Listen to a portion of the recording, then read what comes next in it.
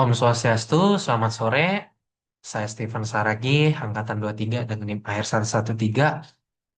Pada kesempatan ini akan menjelaskan langkah-langkah menggunakan aplikasi MS Project untuk menghasilkan suatu jadwal proyek.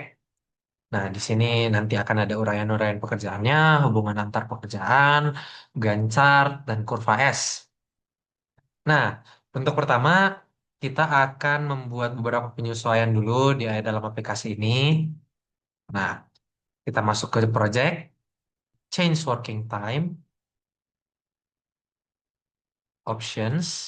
Nah, di sini hari itu dimulai kita buat hari Senin. Satu minggu itu dimulai dari hari Senin. Lalu jam kerja itu mulai jam 8 pagi dan selesai jam 5 sore. Di sini default aja. Lalu di sini new task created-nya auto schedule.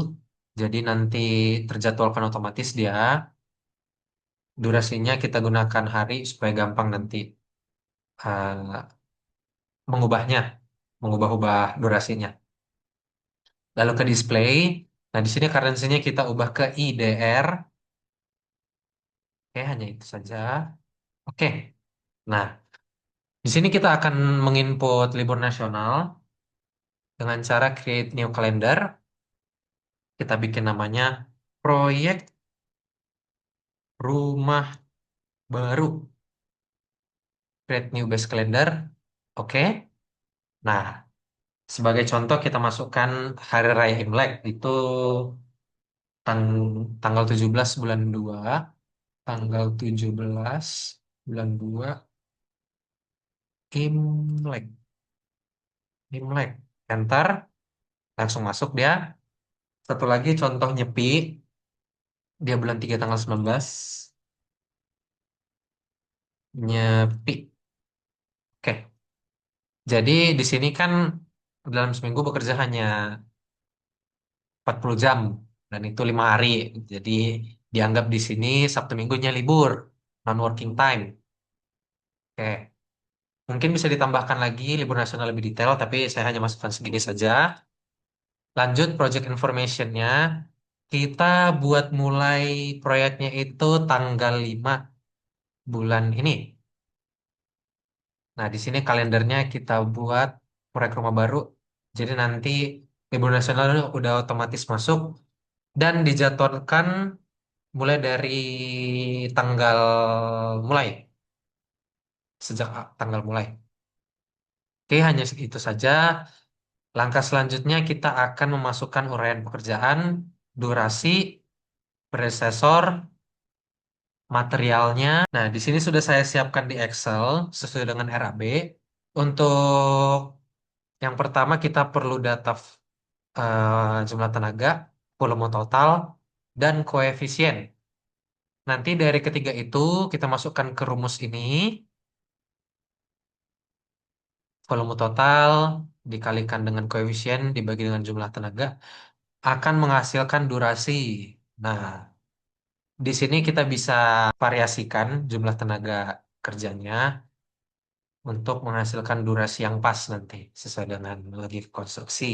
Contoh pembersihan lahan itu tenaga kerjanya 5 menghasilkan 3 hari, berarti bisa diselesaikan dalam waktu 3 hari. Lalu di sini juga sudah saya eh, tetapkan predecessorsnya. Nanti saya akan jelaskan setelah saya masukkan di MS Project-nya. Nah, di sini kita bisa copy saja uraian pekerjaannya. MS Project, Ctrl V. Nah, di sini kita bisa lihat ada yang dilabeli hijau dan putih. Nah, maksudnya yang putih ini adalah bagian dari hijau, pekerjaan hijau. Jadi, kita indent. Di sini artinya pembersihan lahan dan pemasangan bopleng ini merupakan bagian dari pembersihan dan pengukuran. Dan ini kita lakukan untuk pekerjaan seterusnya yang warna putih. Di sini sudah menjadi subtas dia dari tasnya. Oke, selanjutnya kita akan memasukkan durasi dari Excel. Nah, durasi. Kita masukkan di pemeriksaan lahan, Ctrl V. Di sini kita ubah ini yang ada tanda pinnya. Nih, kita ubah menjadi auto schedule untuk semuanya. Supaya nanti durasinya diakumulasikan secara otomatis.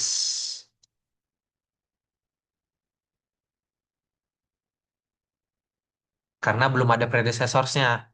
Jadi di sini belum ketahuan mana pekerjaan sebelum dan setelahnya. Nah, tuh. Kalau begitu kita masukkan predecessorsnya. Nah, ini dia. Predecessorsnya. Pemasangan bow plank di sini. Oke. Sekarang kita akan masuk ke predecessors. Predecessors itu menunjukkan hubungan antar pekerjaan. Contohnya, pemasangan bow plank. Predecessorsnya adalah nomor 2. Nomor 2 itu kan pembersihan lahan. Nah, jadi artinya itu pemasangan bow plank ini bisa dikerjakan setelah pembersihan lahan selesai. Dan itu ditunjukkan juga di gancar. Ini dia. Ini pekerjaan bow plank, ini pekerjaan lahan, pembersihan lahan. Pekerjaan bow plank ini bisa dilakukan setelah pekerjaan pembersihan lahan selesai. Dan itu kita lakukan sampai pekerjaan selanjutnya. Contohnya ini selanjutnya. Pekerjaan galian pondasi, predecessorsnya itu nomor 3, pemasangan bow plank. Jadi galian pondasi ini bisa dilakukan setelah pemasangan bow plank selesai. Nah, predecessors ini bisa kita variasikan sebenarnya sesuai dengan logika konstruksi.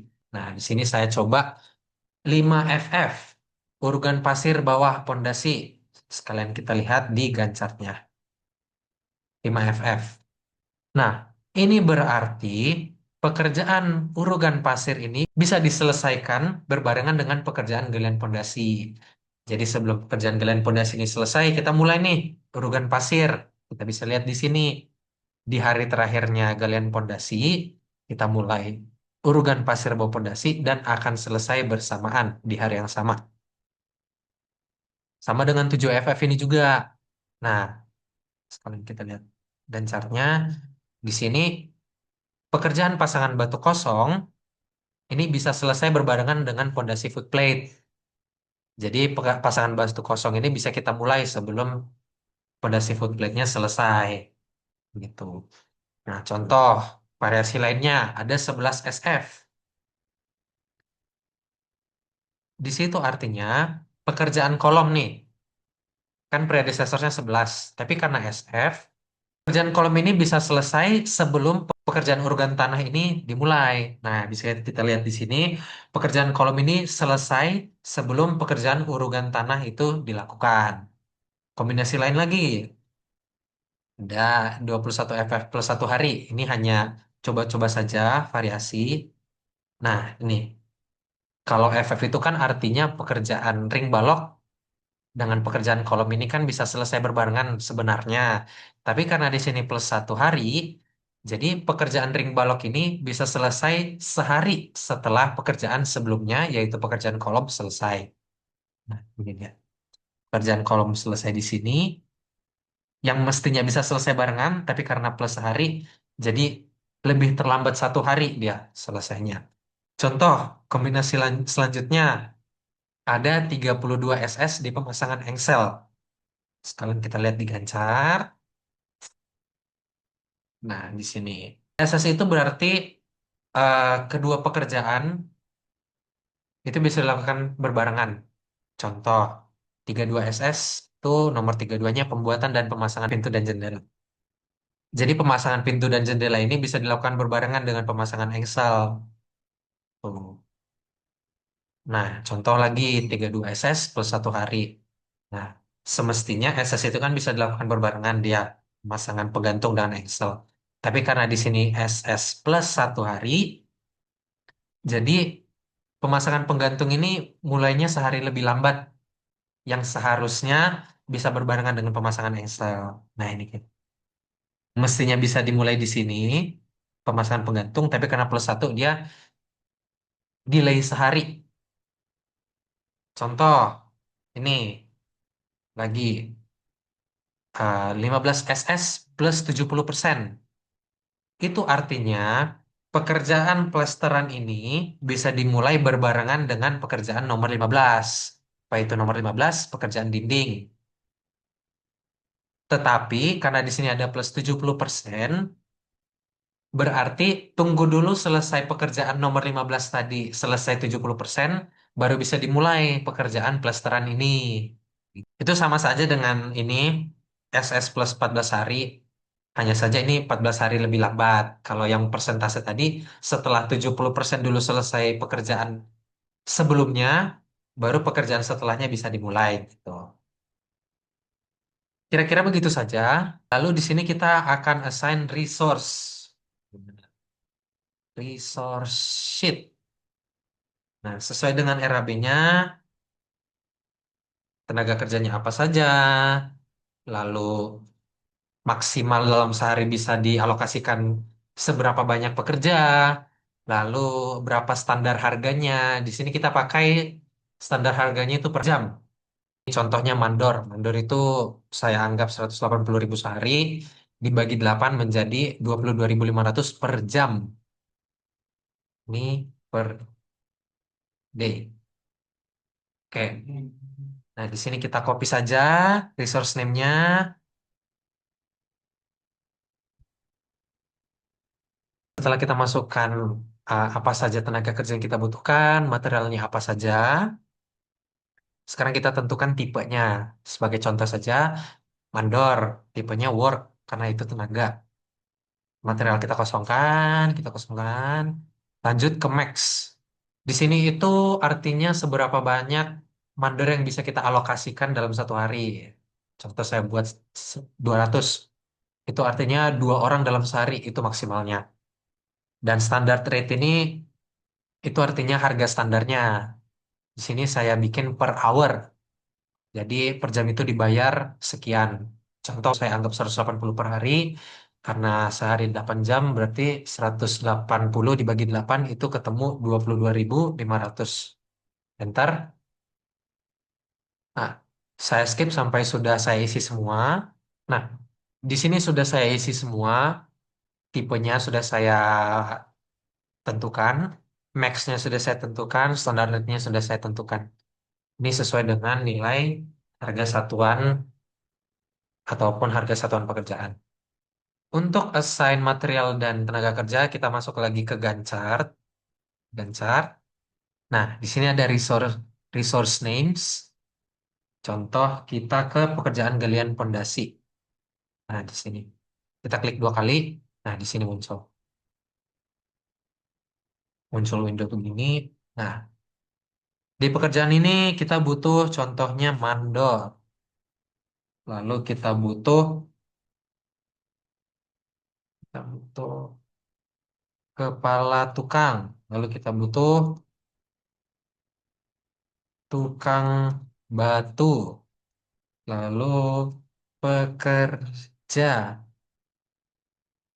Nah, unitsnya ini untuk mandor kita 50, kepala tukang kita buat 50 juga.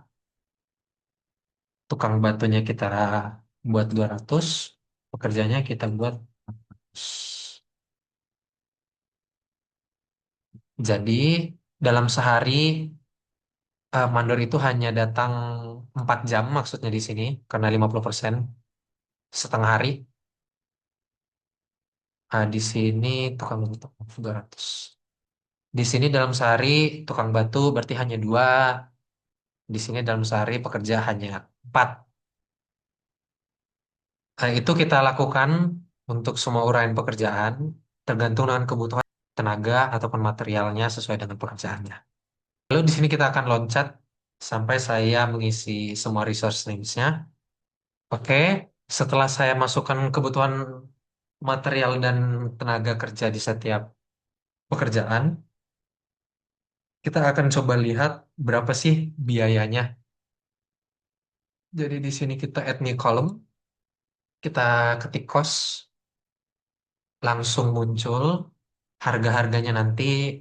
Misalnya pekerjaan tanah dan pondasi ternyata biayanya 42 juta. Lalu harga per subtasnya apa saja? Berapa? 2,3 juta untuk pekerjaan galian dan pondasi. dan itu akan muncul di semua pekerjaan. Nah, ternyata di sini kita dapat total cost-nya itu 528 juta untuk menyelesaikan atau membangun rumah 2 lantai. Oke, selanjutnya kita akan lihat critical task-nya.